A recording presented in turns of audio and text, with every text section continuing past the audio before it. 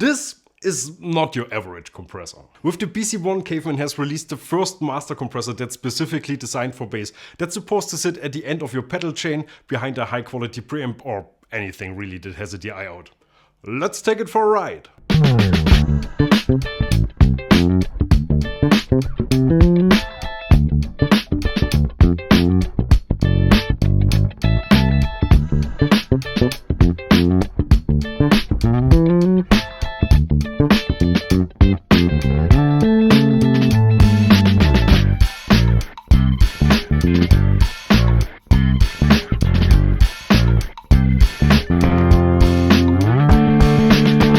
Hi everyone, welcome to Bass the World. My name is Gregor Fries and on bass we have my buddy René Flexenhardt today playing the Visual Deal Bass the World Bass. This is the BC1 and as I mentioned earlier, it's a master compressor. You can use it like any other compressor pedal out there behind your bass or anywhere on your pedal board and it does a great job there. But if you want to use it like a real pro, use the XLR line-in, put it behind your favorite preamp and get your bass tone to the next level. In the intro you've heard the BC1 in combination with the BP1, which are based on the Neve 1073 preamps, which are my favorite tools for recording. So let's hear that again. The first part is the preamp only and in the second part it's joined by the BP1.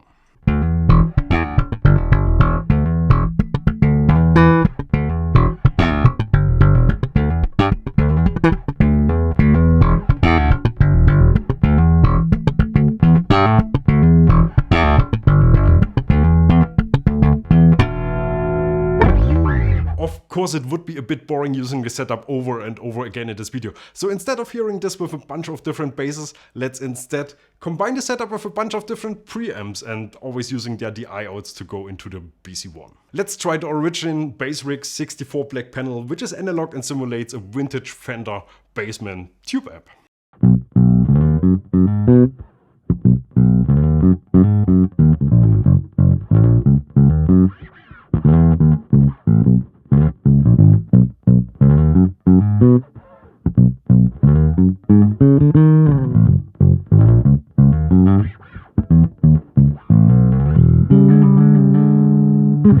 There's a chance that you won't hear much of a difference. I'm not here to trash or defend Caveman for creating this very subtle sounding pedal. All I can say, in the studio world, that's a common thing. This is the BAE 1073 DMP, the preamp we're using on pretty much all the demos on this channel, which sounds, by the way, pretty much identical to the BP1 from Caveman, which costs like half of that.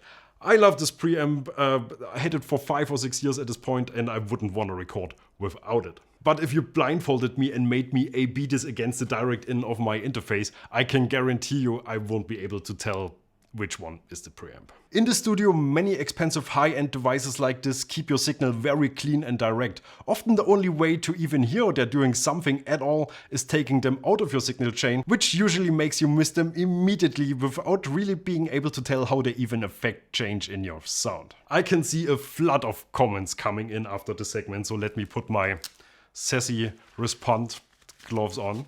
And in the meantime, let's try this with a tube preamp, the Goliath by WR.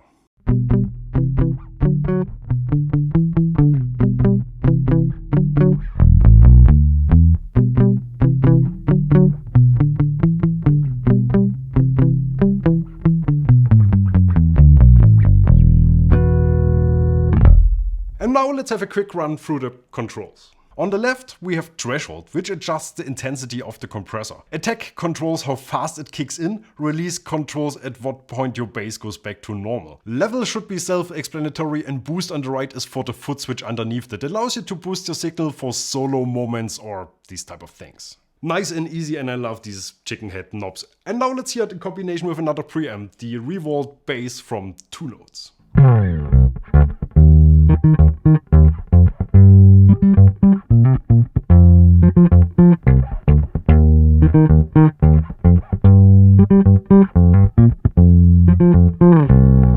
Now let's have a look at the back panel with all the in and outputs. On the left sits your regular bass input that you would use if it's your only pedal or you want to put it somewhere in the middle of your pedal board. Next to it we have the XLR line in and two little switches. Number one goes back and forth between the two inputs and the second one allows you to set the compressor in serial or parallel mode. This pedal is meant to be used in serial, that means your entire bass sound goes through the compressor circuit, but if you want to mix it with your direct sound you get that option too with the parallel setting. Behind these switches we have our transformer-based DI out, a transformer-based amp out, a ground lift switch for the DI and finally the 12-volt power in. And here's another sound sample. This time we are using the BC1 in combination with the Ampeg SGT DI.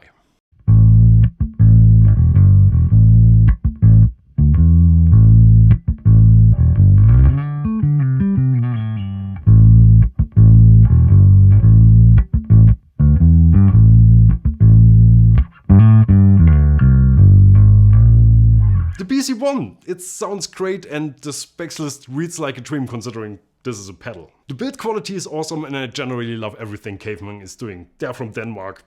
What's not to love? My only concern is that some bass players might be a bit overwhelmed using this because it's so subtle. Most compressor pedals have a much stronger effect on your sound, either through compression or through side effects or some sort of tone shaping things that are built into the design. This here is extremely neutral. Studio guys will appreciate this as an always on high quality transformer based master compressor to put at the end of your recording chain, but some players might be scratching their heads when trying this first. I'm curious to see how people will start using this live on their boards.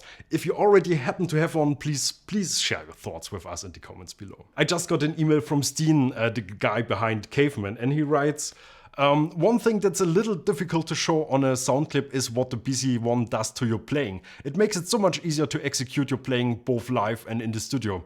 And let me leave you with that. I guess that's it from me today. Thank you so much for watching and farewell. Bass Bro.